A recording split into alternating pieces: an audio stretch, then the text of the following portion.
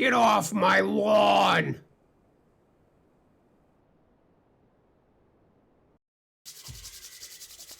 What's up, everybody? Welcome to the Magic Dads podcast. My name is Blake. I'm here with Stefan. What's up, buddy? Dad. I didn't even see that. Dad. We've been talking for like 2 hours, and you were sandbagging that. Yeah. You were yeah, waiting. It's in the bluey font too. I love it so yeah. much. So does your whole family have those? No, just my wife and I have mom and dad. That's fantastic. And then we had them made we made them ourselves for our girlie's first and second birthday in February, which feels like just yesterday, but it was a way ago. I can't believe that. You really surprised me there. Yeah, I didn't. I had it on. I've had it on for a little while today, and I was just like, I'm just gonna wear this on the podcast. Dadception. Yeah, we got Erica got one of the Cricut, one of those vinyl cutting things for Christmas, and so we make stuff. Make stuff, like shirts and stuff. Yeah, we're a crafty family. Crafty. Well, we're going to talk about being crafty day, and you got to get crafty if you want to win a game of Canadian Highlander, because our metagame here in Des Moines is just mid-range. Yeah. So many mid-range decks. And me personally, I like to play reactive strategies. That is where I feel comfortable. That's my wheelhouse. I like to, have an answer to this and counter that and kill this creature, and then play my win condition when I feel, very well positioned to take down a game, and then proceed to win the game. I am not good at combat.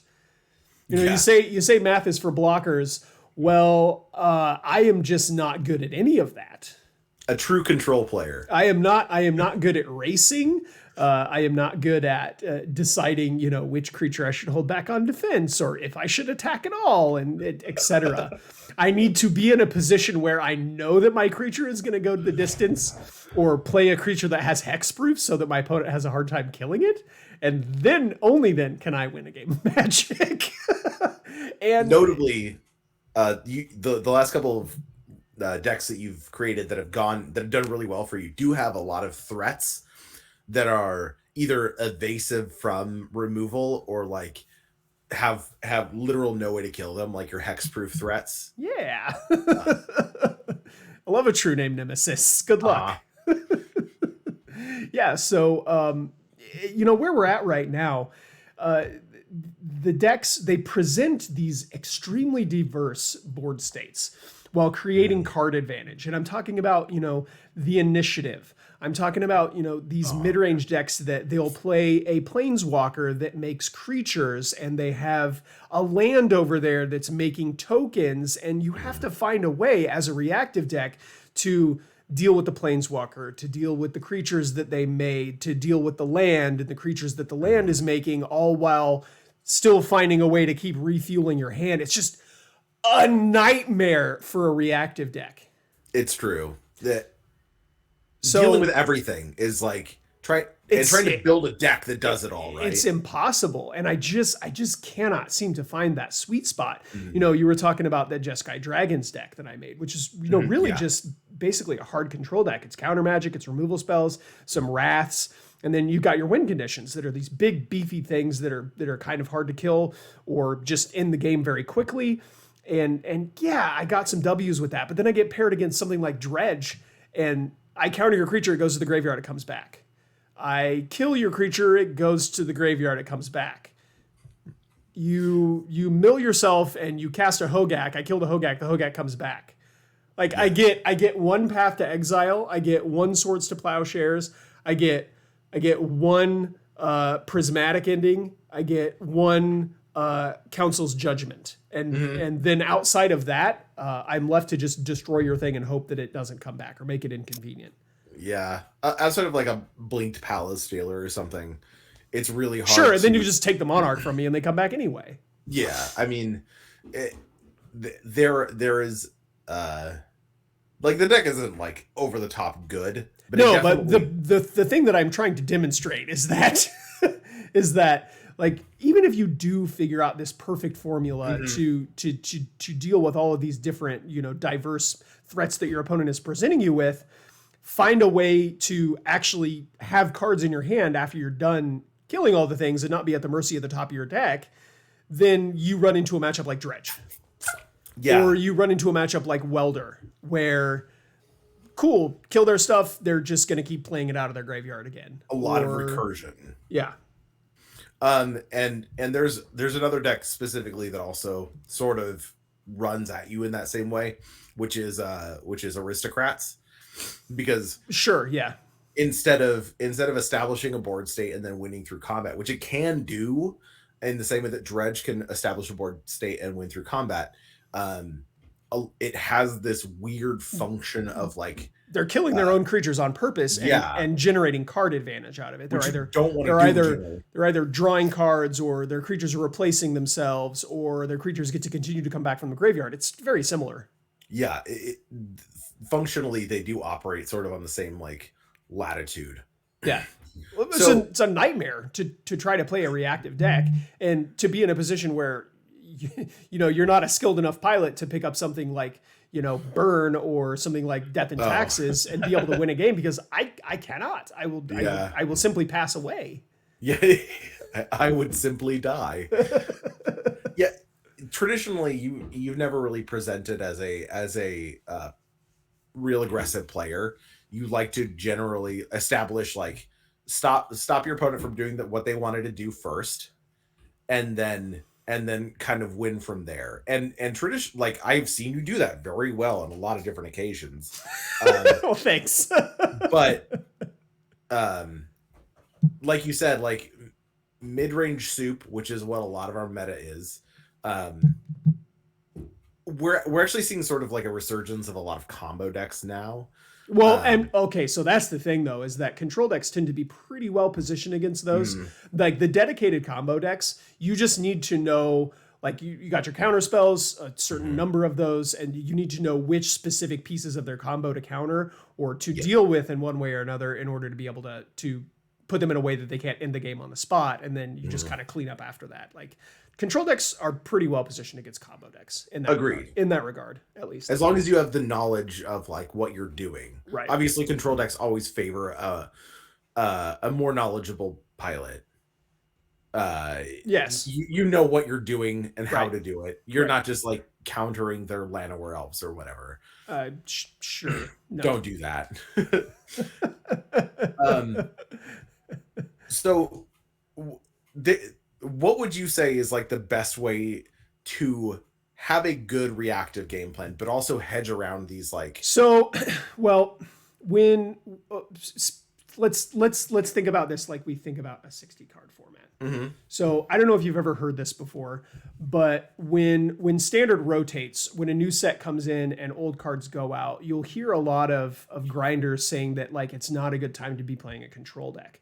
Because if the Yeah. format isn't fleshed out, if you don't know what exactly threats you need to be able to deal with or how decks curves work or things like that, you cannot tune your deck, find the pieces that you need to be able to counter the things on time. So like if you know that the best archetype goes mana dork 3-drop, Mhm. then your 2-mana counterspell is going to be good whether you're on the play or on the draw.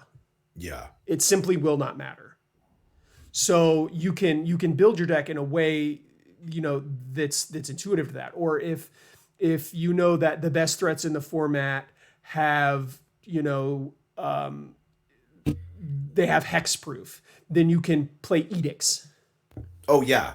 as a way Yeah. to destroy them. Or if they're indestructible, then you can play things that give -1/-1 counters or exile as a way to kill them. And so like if you are going to build a reactive deck, the first thing that you need to know is what the metagame looks like. Agreed. Yeah. In a 60, I've always heard it like when standard rotates, red comes in. Yes, yeah, and that's very much true. Is that's when there's a new format out. If you can play undercosted creatures on curve and just turn them sideways, you're probably going to be able to take down some games. Mm-hmm. So what do you feel like is the equivalent? Like, are we always in that shift in Well, Canadian Highlander? it's so I think that you use the same principles, but it is much more difficult because of the variance. Mm-hmm. So like yes, you get to play like the most powerful control cards of all time, but also your opponent's decks are extremely diverse.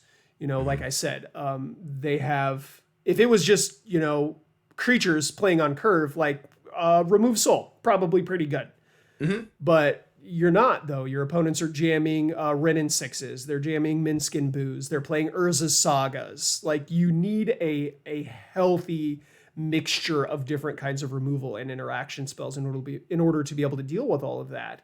And so kind of I guess if you talk about the Jeskai Dragons deck specifically, what I was doing there was I was really trying to identify the most versatile answers.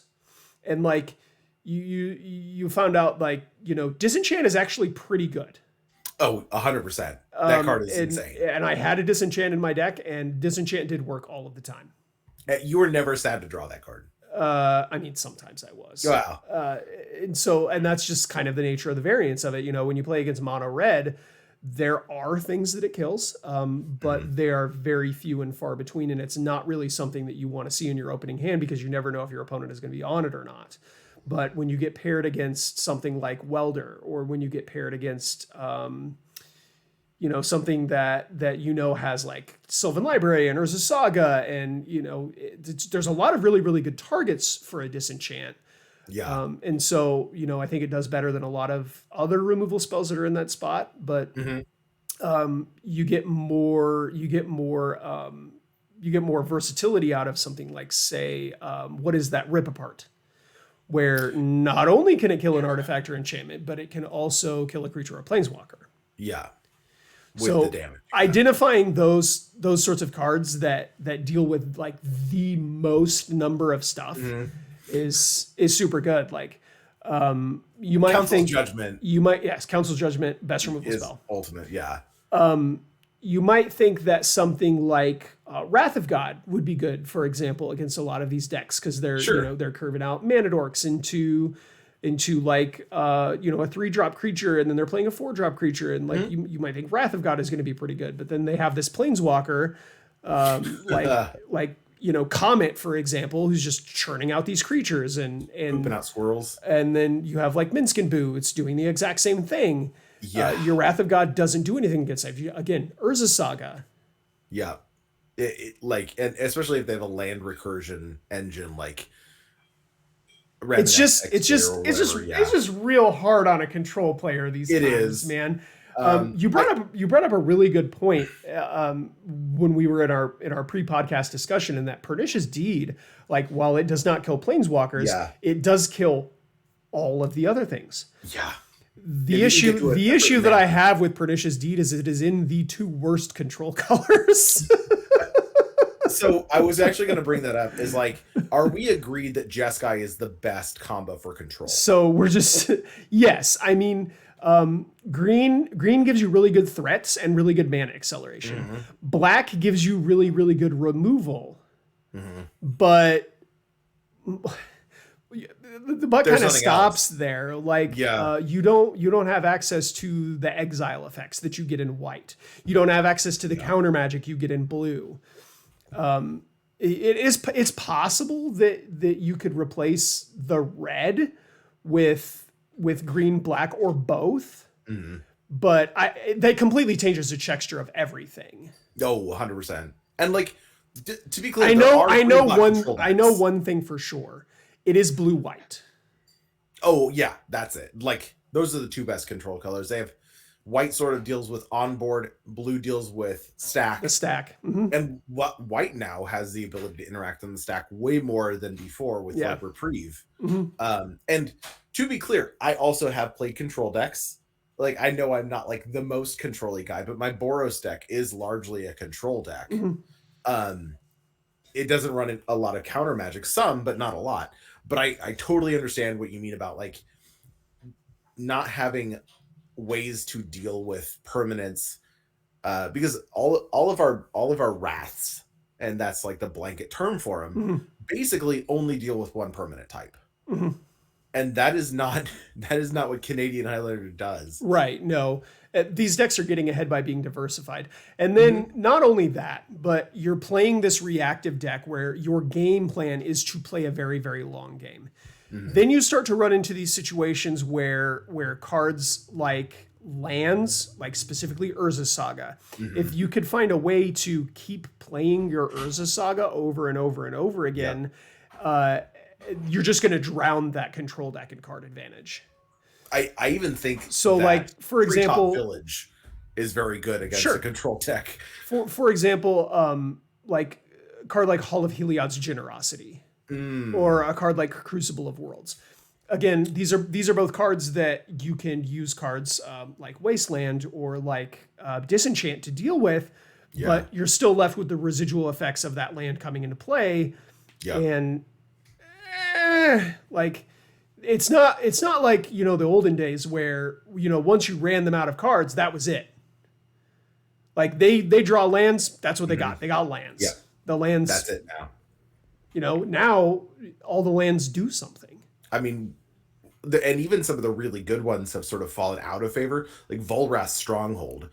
Fallen out of favor, you might say, but that's exactly the kind of thing that I'm talking about. The ability to just keep picking up a creature and playing it over and over again. It makes it really, really hard for a control deck to keep up. Yeah. The lands specifically are really like, woof. It's hard to deal with that. And then not some, I would say that a lot of decks in our format right now are just slamming the triple Mox spread. Oh yeah, they come out of the gate fast. Yep. With a ton of mana, and it makes cards like Mana Leak, Spell Pierce, that much worse. Yeah, I mean, cards that I traditionally have seen as like really powerful counter spells, like Spell Pierce, Mana Leak, Miscalc. These are cards that I really like, that are no longer as good because people like these mid-range decks are basically looking at the points list and just going, no, thank you. I'll Moxen. I'll get one additional. And that's correct. I don't think that that's wrong. Yeah. The issue is just that there is no real better way to play a mid-range deck than to get those nut opening hands. And having 3 Moxen in the deck, shockingly consistent in having those in your opening draws. Having 3 copies in the deck, floating through there. Yeah, I think you see those a lot. One out of every 3 hands, you'll have at least one. One out of every 9 hands, you'll have multiples. If you get 3 mana on turn 1, that's nuts. That's a Black Lotus. Yeah, and it's repeatable. You just are up on that mana for the rest of the game. And we're seeing a lot of these mid-range decks also running stuff like Chrome Mox and Lotus Petal, just to get that ball rolling even faster. It always feels like if you're in control, you're playing from behind. Always. And yeah, that's like sort of the traditional control. Right. It's something that you understand coming into it. Correct. But when you keep a hand predicated on your ability to 1-for-1 your opponent, and they go Mox 2-drop on turn 1, and then they play 2 cards on turn 2, and you just have land, maybe kill a thing, and then land, I can only kill one of your 2 things. Now you're going to start taking damage, and then every damage that you take is less time that you have to figure it out. And then, of course, the bane of your existence, which is 3 mana to fairy, is basically getting slammed in everything. Yeah, I mean, it does make it really, really hard. Yeah. So, what do we do to improve this? I don't know. Like, that is the question. That's the question. That is the question. How do we improve this? And we would love to know what you think down in the comment section below, because I have not been able to figure it out. Yeah, we're sort of just bemoaning and this is sort of, I would love to see more control players. As a dredge player, absolutely. Come on, man. Bring control every time. I would love to run into 3 control players at F&M. It would make my heart sing instead of playing against combo players. And like, I think, and this is sort of what my idea is about making control better, is maybe you also have to lean into the Planeswalker plan. Well, I think that ultimately that was what we decided when I decided to table Jeskai Dragons and move on to something else, was that's kind of what you have to do, is like, you have to be able to present threats that either also deal with permanence. So your threat is left behind after the permanent goes away, which is something that we were already doing. You know, you have Glorybringer, you have the 5-mana Teferi, Jace. They have the ability to, even 3-mana Teferi, they have the ability to deal with a permanent and stay on the battlefield. The problem, you know, that you run into there is that, like, you are talking about 3, 4, and 5-mana cards, and the things that you are trying to deal with are 2 and 3 mana. You are not trading up in mana, which is something that's super duper important for a control deck. Ideally, you're never trading these per se. No, the mana exchange the mana, is what I was correct. talking about. Yeah. So your opponent's coming out of the gate with 3 mana on turn 1, and you have 5 mana on turn 5. Yeah. You're way behind. And they've probably then, you know, distributed their threats across 3 different bodies or 4 different you know, permanents. Right. And suddenly it's not about drawing, you know, Supreme Verdict. It's about, you know, I have to deal 4 damage to these 3 creatures and deal with this Planeswalker or deal with this recursion engine. They've got a Renin 6 online. And like, I've killed people with Renin 6 before. Like, yeah, you have. Me.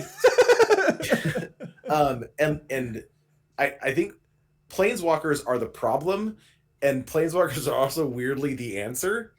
Sure. I mean, yeah. But also, I would love a Wrath that just took care of all permanents, you know? Oh, there's lots of those. I mean, are we like Nev's Disc plus Planeswalkers, right? There's the Planar Cleansing. Oh, yeah. There's Farewell. There's Farewell. There's they cost 6 mana. They're just insanely expensive. Yeah. And by that point, your opponent probably has so either a way to deal with that. So here's the problem: is you need to find a way to get ahead on mana as quickly as they are. And so the obvious choice is like, well, play ramp, whether that's green cards or artifacts or whatever it is. The problem when you're doing that is now you're tapping out to play your ramp spell or to play your talisman or whatever it is, and you don't have mana up to counter their thing. And this was the Boros like logic, right? Eschew blue to focus on the ramp, and then basically it allows you to play these powerful planeswalkers off curve, way ahead of curve. Yeah, ahead of curve. And then you have a healthy dose of wraths that also take care of things, and then like your planeswalker is left around to make creatures or to take care of their planeswalkers or whatever. Like but then you have the inability to deal with spells on the stack, which let me tell you, that's troubling. Yeah, so now you have a problem with the combo decks, which you should be favored against. Yes, because control decks against combo decks generally good. And then if you run into another control deck, you're just not ever going to win that game. No, because they're operating on a much they're not tapping out; they're countering your big spell. Right here, you can have your ramp. I'll just save my counter spell for your Chandra or whatever it is. You're not double spelling. You're casting one big spell, and then they're countering that, and that's what control wants. They want you to cast one big spell every turn that they can counter, and then they can go to their turn and they can cast a spell that draws them 2 cards. And I would love it. I would love it. Sign me up for all of that. Oh my gosh. So I think the big problem right now is just the amount of acceleration these mid-range decks have. Do you think? Do you think that's what it is? I I think that, like, to me, the issue is that like the mid-range decks get to just play so fast for so little cost because they don't need any other pointed cards. They just get to dip into fast mana easily. Like Because the fast I think it's cards that produce multiple game states. Like yeah. you have these planeswalkers that are making creatures. So now you have to Yeah. deal with the planeswalker and the creatures. You have cards that make the initiative. Oh, And that's its own. That's so you have a creature and you have this emblem that you can't actually interact with in any way other than taking it. You have, you know, like the Monarch, where and if you're playing a reactive control deck where your win conditions are very limited and oftentimes they don't even deal damage to your opponent in combat, you can't take the Monarch. You can't take the initiative. yeah. Well, Dragon sort of got around that in a fun way too. It did. And I that was part of the deck that I really enjoyed was that there was a combat element and you were always winning combat. If I could have every game go mana drain your 5 mana thing, okay, untap, play Invasion of Tarkir, reveal Shivan Devastator, destroy your thing. Okay, use my mana drain mana to cast Shivan Devastator, attack my battle, flip it over. If I could have every game go like that. Oh yeah. Yeah, that's but you can't. Because you're playing Singleton. yeah. But you can have variations of that, I think. Especially with the issue is that, and again, you pointed out there where the big turning point wasn't, you know, countering a spell, it was the mana drain mana. Where your acceleration was what put because my counter spell was my acceleration. Yeah, exactly. I can only think of one other counter spell that does that, and it's 4 mana and in green. You don't play that spell. I love a Plasm Capture. Yeah, with green and blue. Yeah, good old original Ravnica. No, that's from Return to Ravnica, actually. Oh, it's RTR? Okay. My apologies. So yeah, I cast that card so much in Standard. I love a Plasm Capture because I went Farseek, so I could play it on turn 3, and you know counter your turn 3 or turn 4 Thragtusk, and then untap with 5 mana and play Elishnorn. Yeah, that's a bit. That deck was fun. That's a control deck that I can get behind. Heck yeah, buddy. So incorporating some of those aggressive or you know the board state elements into a control deck, I think really do help it. Well, okay, so yes, that is like the specific, you know, best part to me about having dragons be your win condition is that a lot of them have haste, and that is extremely relevant. So like yes. especially like Glorybringer, for example. Glorybringer come down, he can take the initiative and kill the creature so that they can't take it back. Like you can't retake it. I mean, I'm a big fan of Lightning Angel, right? Like it's a 3/4 with vigilance, haste. Yeah, the vigilance is the key flying. there because it gets to block. Yeah. So it gets to take the initiative and stay back as a blocker. Like he attack and protect. Exactly. Protect, attack, take initiative back. That was the reason that I started playing Jeskai. Jeskai was Lightning Angel. Yeah, it was Lightning Angel, it was Mantis Rider. It was these creatures that I thought were really interesting, and having to play a control deck was sort of like the side of that. Was like I have to play a control deck because these are the colors that do it really well. And if I want to put these 3 colors together, it's sort of like if you want a good deck, you have to include these components because like you're not gonna Doomblade something. Right. I mean, well, you can, but yeah, Swords to Plowshares is way better. True, but you only get one, and there's like 100 different variations on murder. So, I mean, don't play murder, obviously. It's double black, though. Yeah, I mean, so what's the takeaway here? Is that I don't know. I mean, it's just me yelling into a void. I think we just need some innovation. I think Control needs a big innovation to become great again. There is a place for Control, and I think with combo rising, we could see control decks sort of emerging again. Bring it back. Bring it back. Honestly, we've seen 2 flash decks come into play. We have a dedicated time walk deck, and all of our one of our best players is playing Flash Hulk now. Jake has sort of picked up the reins to the deck to test it out, and he's getting some really good results out of it. And if you want to play against combo decks in a meaningful way, a tempo deck or a control deck are the ways to do it. Because these combo decks, especially the Flash Hulk deck, if you come at it with a mid-range deck, you will die. It will ruin you. Well, yeah, I mean, if you're not establishing a extremely fast clock, which a lot of the mid-range decks right now are basically getting to 4 mana just so they can do the initiative, and that's cute. But Flash Hulk can win on its upkeep with a Pact of Negation trigger on the side. We saw that happen, huh? Yeah. And on turn 2, it literally needs 0 board state, 2 mana, and 2 cards in hand. That's all. Wild. And moreover, like, Seeker Walk is still a thing. We're still seeing a lot of that. We're still seeing So you're saying I should take it off of the shelf and look at it again? I think so. Especially if you can curate it, like we talked about, when Standard is rotating, we don't know what the format's going to look like. We've seen sort of a rotation now, especially as Initiative has sort of kind of moved its way into mid-range, and the triple mox spreads are sort of become dominant. We know what the game plans look like. Mm-hmm. And it's totally okay to take these control decks and, you know, tune morph them around it. Yeah, exactly. So yeah, I think we look at Jeskai Dragons again. Sounds fun. Sign me up. Alrighty. So yeah, I want to thank everybody for listening to the podcast today.